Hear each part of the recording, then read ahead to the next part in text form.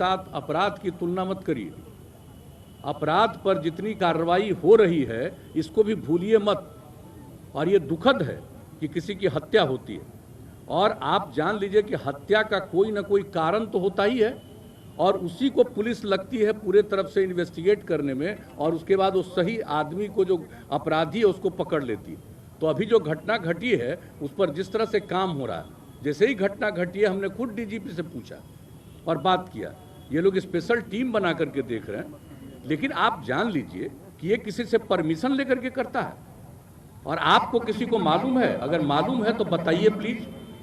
अगर कहीं से भी पता चले कि किसका मर्डर किसने किया, आपको अगर कहीं से कोई संदेह और कोई अब मिलता है तो बताना चाहिए ना। लेकिन नहीं, ये सवाल, आपका सवाल बिल्कुल गलत है, आपका सवाल अनुपयुक्त है। मैं कह रहा हूं, और अच्छी तरह जान लीजिए कि आप इस तरह से पुलिस को डिमोरलाइज मत करिए। और पुलिस पूरे तरह से काम कर रही है, और जो भी पुलिस वाला अगर अपने काम को नहीं निभाता है उस पर भी कार्रवाई होती है। आप जरा गौर करके देख लीजिए, पहले क्या होता था, हम आप ही से पूछते हैं, क्या था 2005 के पहले? क्या था? कितना हिंसा, कितना अपराध, किस तरह से होता था? आज वो स्थिति है, आज वो स्थिति है। पूरे बिहार, पूरे देश का हर साल का फिगर प्रकाशित होता है अपराध के आंकड़े का। बिहार अपराध के मामलों में 23वें नंबर पर है। लेकिन एक एक चीज फिर भी दुख होता है, अगर कहीं किसी की हत्या हो, यह दुखद है। और आप जानते हैं हत्या करने वाले पर कितनी कार्रवाई होती है, और उसके लिए कानून बना हुआ है, और कोर्ट से भी उनको होगा। और इसके बारे में पूरी जानकारी इस पूरा पुलिस कर रहा है और जाएगा, और इसका स्पीडी ट्रायल कराने का इंतजाम किया जाएगा, ताकि कोई भी जो इसके लिए जिम्मेवार होगा, जो भी इसका लिए अपराधी होगा, उसके ऊपर सख्त कार्रवाई तत्काल हो। लेकिन मुझको भरोसा है, अभी डीजीपी ने मुझको जो आश्वस्त किया है कि पूरे तौर पर एक एक तरफ से लगा हुआ है, यहाँ का एसपी से लेकर के आईजी से लेकर के, और टीम बना करके लगे हुए हैं।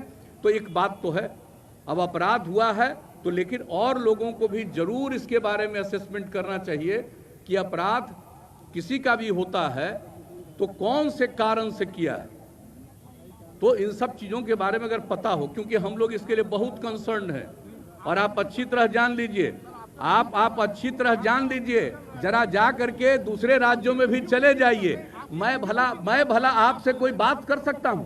आप इतने महान व्यक्ति हैं, और आप किसके समर्थक हैं? मैं आपको डायरेक्ट पूछ रहा हूं।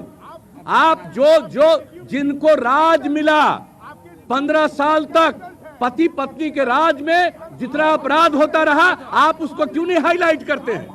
आप करिए, हम काहे भाषण दे रहे हैं? हम कोई भाषण नहीं दे रहे हैं। आप जो आजकल जो भी किसी के चीज के बारे में, कोई भी किसी चीज के बारे में जो लोग बोलते हैं, एक एक चीज पर एक्शन लिया जाता है। लेकिन अब आपका तो हम कर नहीं सकते हैं, आपकी तो हम बड़ी इज्जत करते हैं, लेकिन इन दिनों आपके जो खासियत सलाहकार हैं, आप उन पर भी जरा ध्यान दीजिए, और नई ट्रेनिंग भी करवाइए। कहीं ऐसा न हो कि जितना ज्यादा बिहार में, और इसका भी पता करिए कि क्राइम कौन करता है, क्राइम करने वाले कौन हैं, और ये पुलिस वाले को पता चलता है, पुलिस उसके खिलाफ सख्त कार्रवाई करने के लिए जो भी उसको अधिकार है, कानूनी अधिकार है, उसके हिसाब से काम करती है। बहुत बहुत धन्यवाद। आप पूछिए। और हम लोगों ने पूरे तौर पर कहा है कि जल्दी से जल्दी और पूरी सख्ती से इंक्वायरी होनी चाहिए। चलिए, बहुत धन्यवाद। और ये अटल पथ का आज जो एक हिस्से का निर्माण हो गया है, आज इसके लिए मैं पथ निर्माण विभाग को, माननीय मंत्री जी को और इनके तमाम अधिकारियों को इसके लिए मैं विशेष तौर पर बधाई देता हूं। बिल्कुल एक चीज नहीं छोड़ा जाएगा, पूरा पुलिस पूरे तौर पर जांच कर रही है, छोड़ा कैसे जाएगा? अपराधियों को जानकारी है, पुलिस को जानकारी दे, एकदम पुलिस को जानकारी दे, हम कह देते हैं। नहीं, हम कह देंगे, ये चूंकि इन्वेस्टिगेशन का जो काम है, ये काम संवैधानिक रूप से पुलिस का काम है, इसलिए कोई भी सूचना मिलती है जरूर पुलिस को बताइए। आपसे हम आग्रह करेंगे और हम कह देंगे,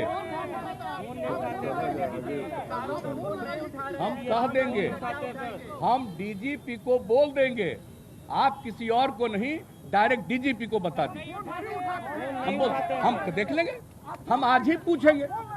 अरे हम अभी पूछ लेंगे, हम मोबाइल लेके तो चलते नहीं है कि हम पूछ ले। आप लगाइए ना, आप आइए, अरे आप मेरे साथ आ जाइए।